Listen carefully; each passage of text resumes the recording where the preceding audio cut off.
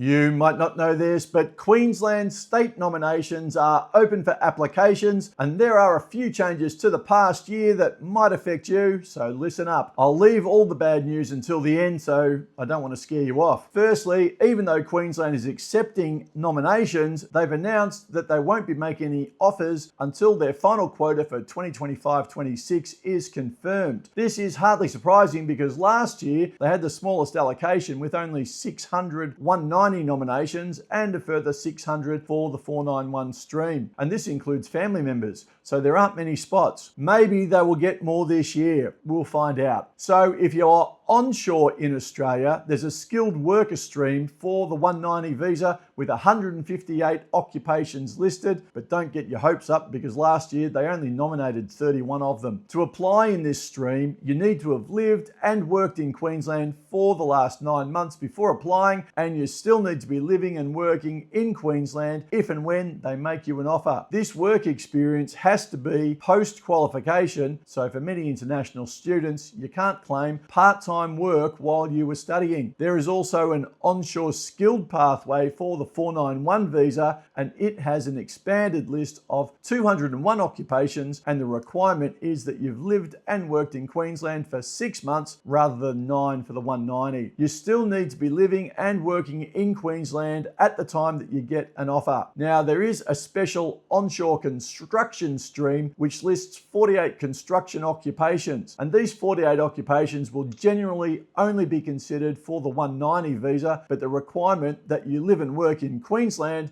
is reduced from 9 months to 3 months. Queensland is looking for construction workers due to the 2032 Olympics, but with processing times being what they are for the 190 and the 491 visas, the construction will be over before you get your visa granted. Now, what about international students? There is a graduate student stream, and to qualify, you need to have completed 100% of your degree, master's or PhD in Queensland and meet the 2-year study requirement. So there's no trades and no diplomas. You also need to be living and working in Queensland for 9 months for a 190 application and 6 months for a 491 application, and you need 1 year's work experience post-qualification. So you're in if you've got a degree, master's or PhD from Queensland and haven't left the state to obtain your work experience while on your 485. It's not a very promising stream for international students. Now, what if you're offshore? You won't be living and working in Queensland, that's for sure. So what's the deal? There is another list of occupations for offshore applicants with only 101 occupations for the 190 visa